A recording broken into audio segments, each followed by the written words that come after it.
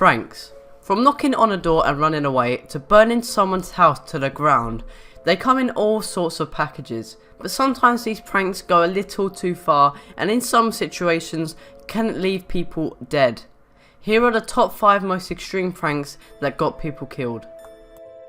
16-year-old student Ryan Wilson was shot dead after attempting to prank gang members in Chicago.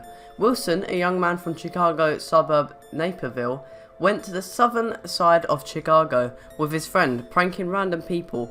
According to Wilson's friend, the teenager approached a couple of Vice Lord gang members and said, "Are you ready to die?"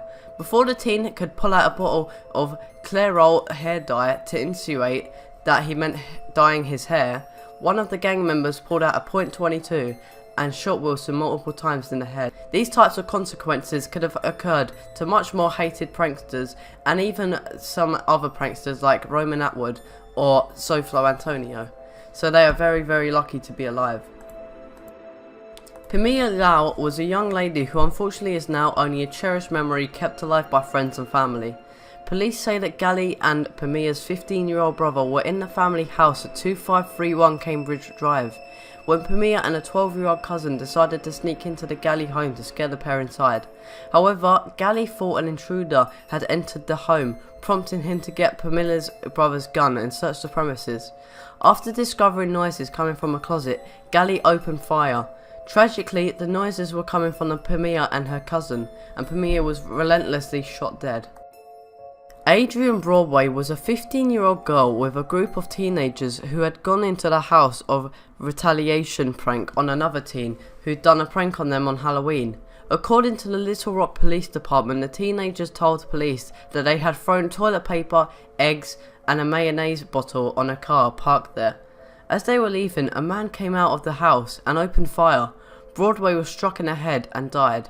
Another teenager, the driver, suffered injuries to his right arm and he was transported to a hospital where he was later treated and released.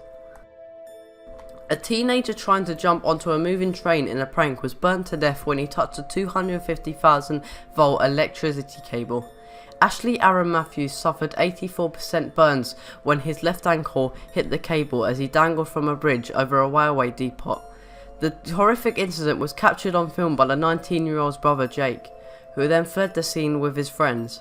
Ashley was found injured on top of the train and was rushed to a hospital, but he died the next day. Lastly, and probably most tragically, 17-year-old Sergei Kasper was a subject of a cruel plastic wrap prank that ultimately led to his death. The body team was reportedly wrapped in cling film. His arms and legs were bound and he was put into a toilet feet first. The disturbing prank took a turn for the worse when the bullies took him back to the classroom. Still bound at his arms and legs, he attempted to hop but lost balance and fell towards the teacher's desk, where his throat hit the side of the desk. The fall caused him to crush his throat.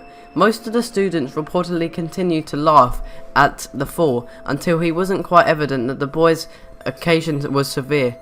Kasper was rushed to a local hospital where he later died, but that's not all. To make matters worse, the teacher was present throughout the whole entire incident and reportedly did nothing to stop the bullies from going on with the prank. If you ever see this extreme bullying going on, think of what the best thing to do is. If trying to stop the incident will do nothing, find someone else who will better help the situation, but never sit there to do nothing. If you found this list sad, although fascinating, remember to like the video to raise awareness and subscribe for more videos if you enjoyed. Thanks for watching and good luck out there.